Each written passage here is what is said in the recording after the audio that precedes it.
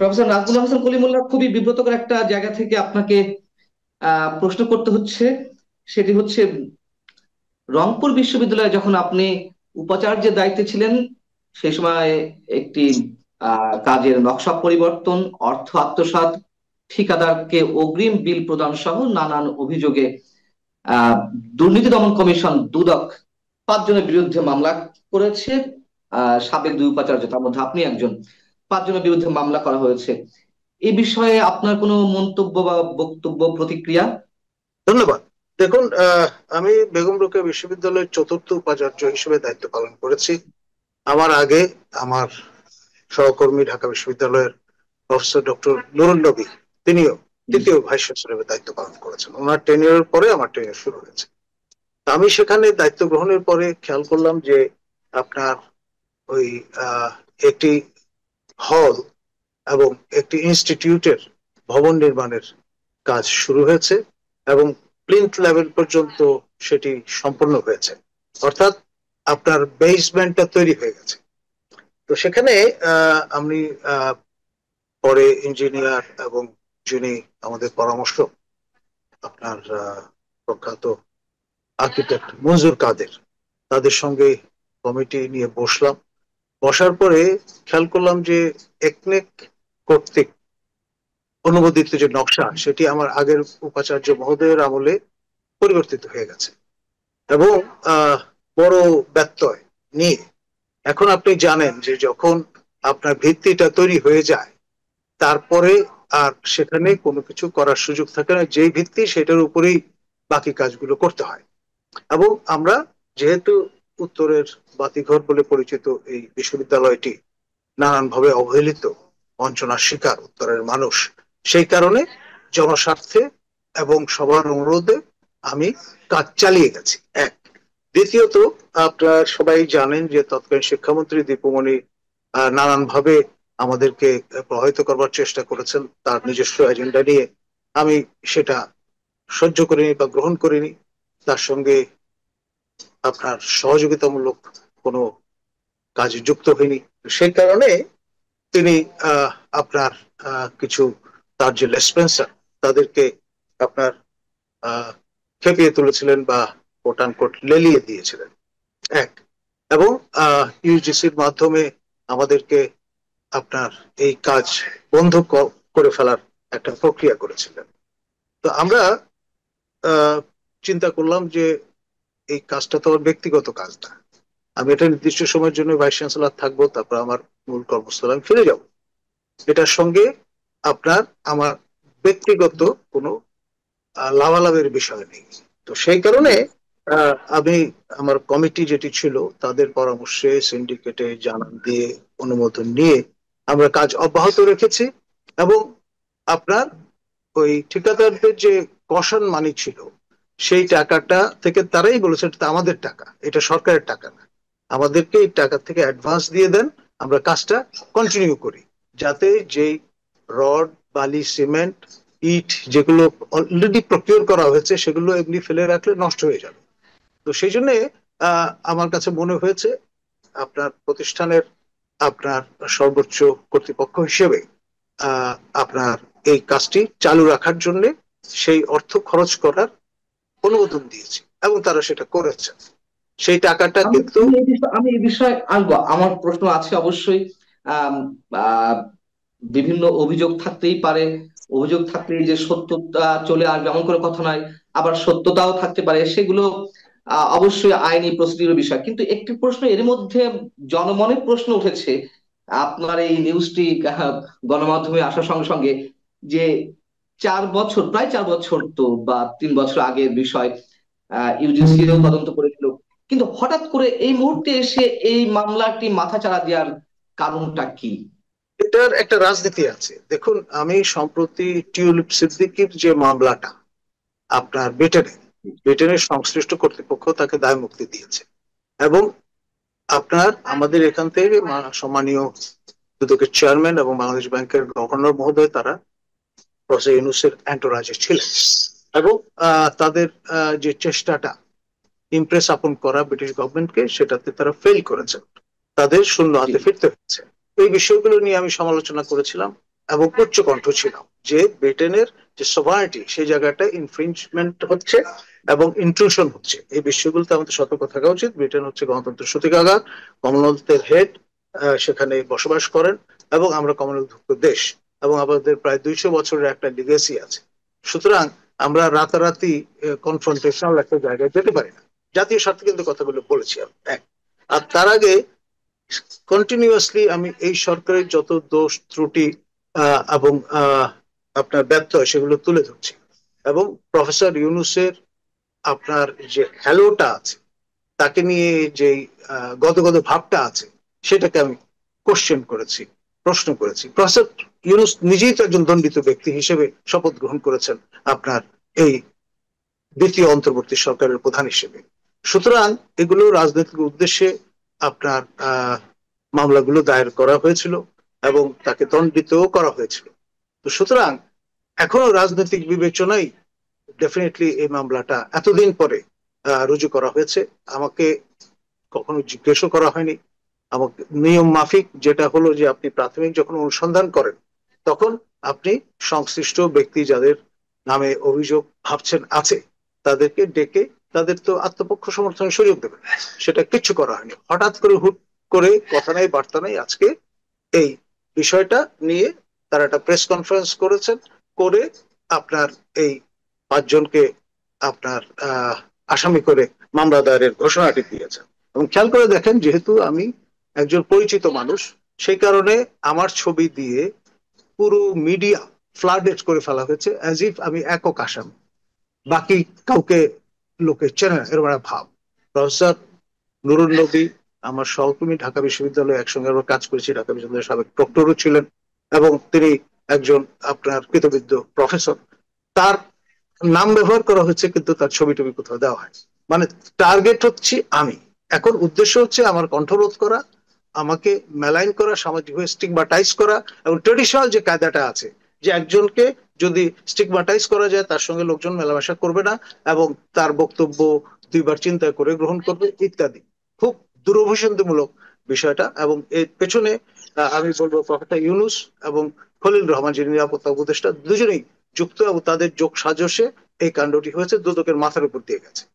আহ, এমনটা তো অনেকে মনে করছেন যে আপনি উচ্চকণ্ঠ যে কোনো অন্যায়ের বিরুদ্ধে এই মুহূর্তে অন্তত এই সরকারের বিরুদ্ধে।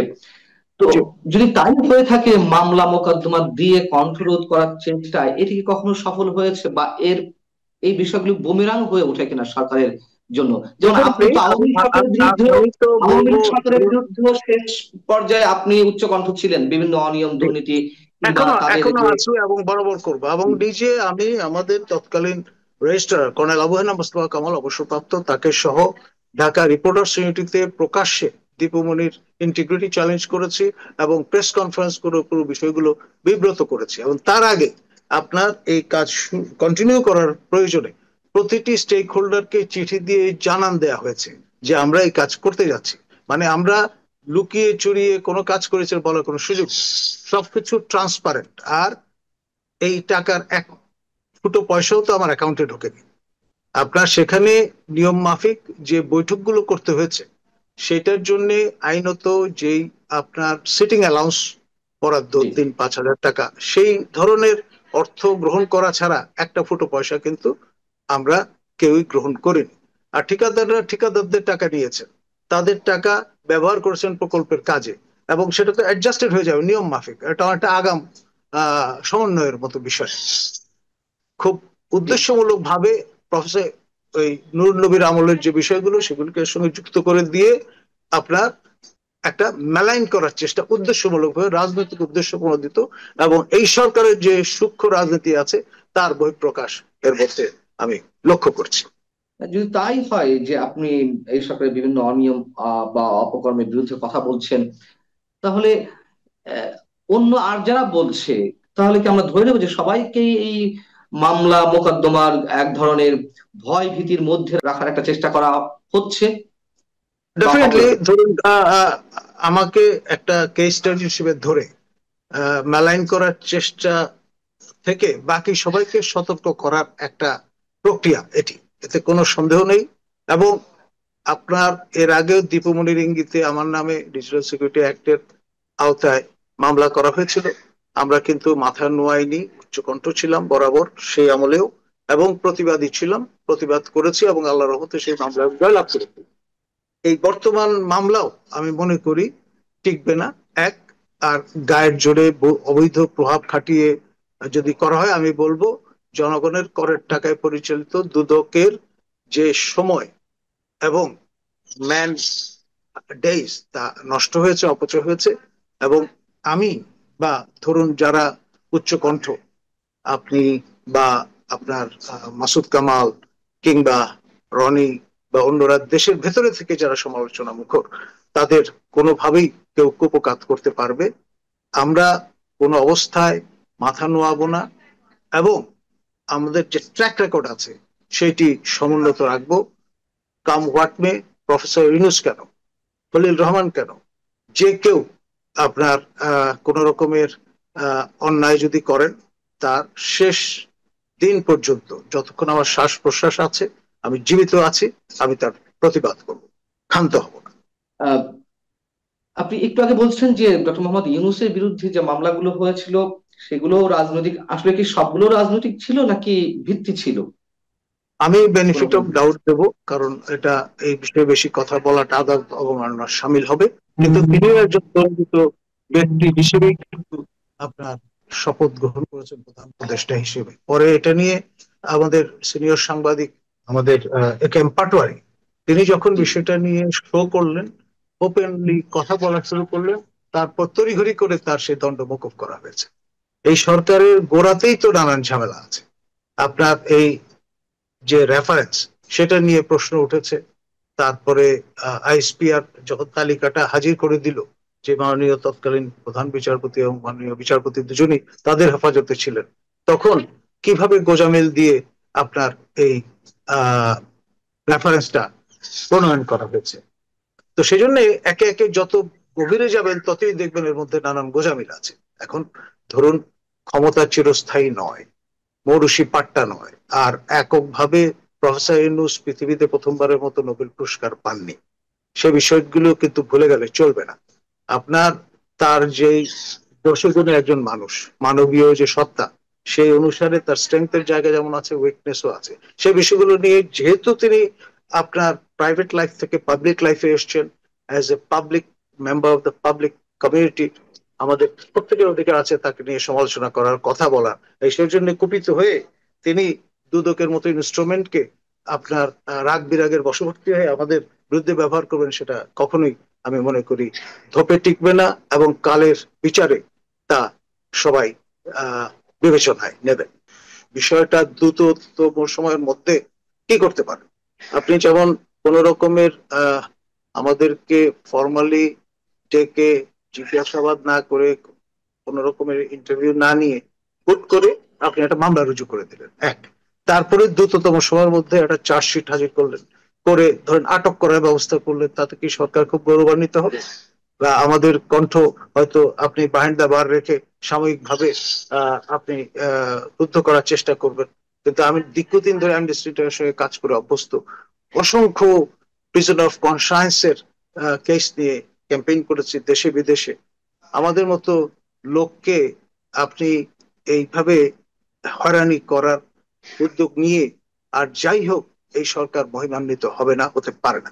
আপনি বলছেন যে হুট হুট করে মামলাটি হয়েছে, কিন্তু 2021 সালেই তো ইউজিসি তদন্ত করেছিল এবং তারা নাকি সত্যতাও পেয়েছিল। সেখানেও যাদের দিয়ে তদন্ত করেছে তাদের একজন বরখাস্ত, আরেকজন আপনার মামলার আসামি।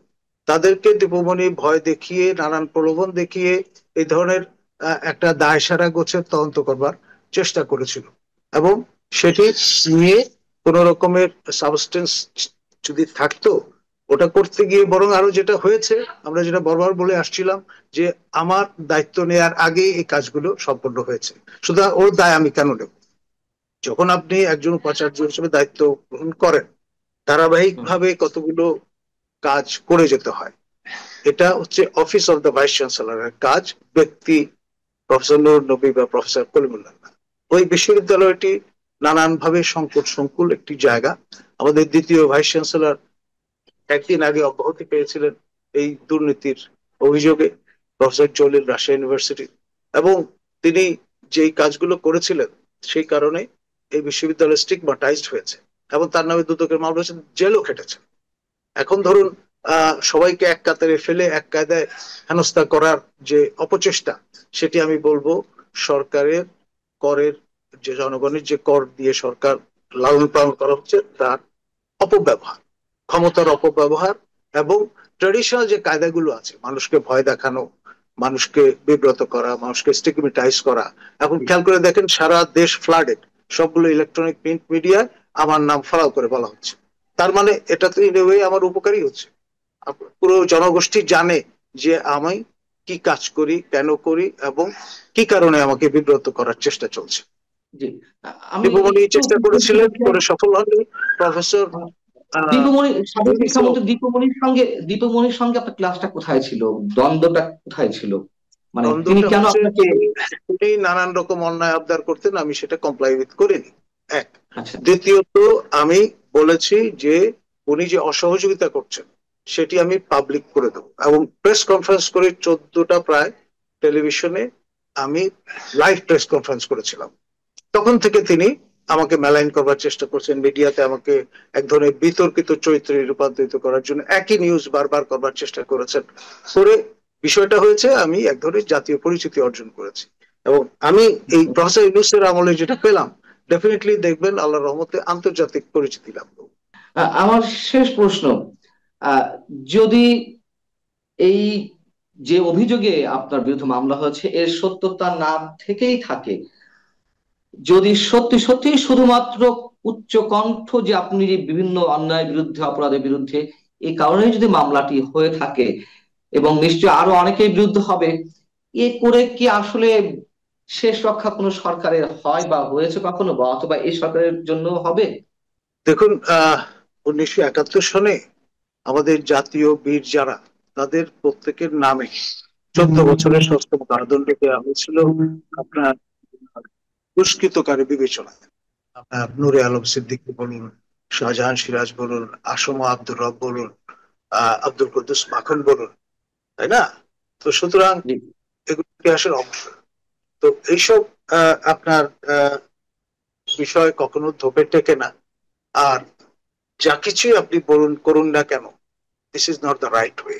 প্রফেসর ইউনূসের স্ট্রাচার, প্রফেসর ইউনূসের পেশার সঙ্গে এগুলো যায় না, এবং দায় তিনি এড়াতে পারবেন না। সরকার প্রধান হিসেবে দায় পরিপূর্ণভাবে তাকে নিতে হবে। দুদক কোয়াসি কনস্টিটিউশনাল বডি, ঠিকই আছে, কিন্তু আপনার ব্যত্যয় একটার পর একটা করে সেগুলো কিন্তু আলটিমেটলি দায় কিন্তু প্রফেসর ইউনূসের ঘাড়ে আসবে। পাইকারি ভাবে যে মামলা মোকদ্দমা দেয়া এবং মেলাইন করবার চেষ্টা, কোন শিক্ষিত লোক এই দেশে বসবাস করুক, সেই রকম একটা পরিবেশ আপনি যদি রক্ষা না করেন, তাহলে দায় কিন্তু আপনারই উপর আসবে। অনেক ধন্যবাদ প্রফেসর নাজমুল হাসান কলিম বলে, আপনাকে দর্শক শেষ করছি।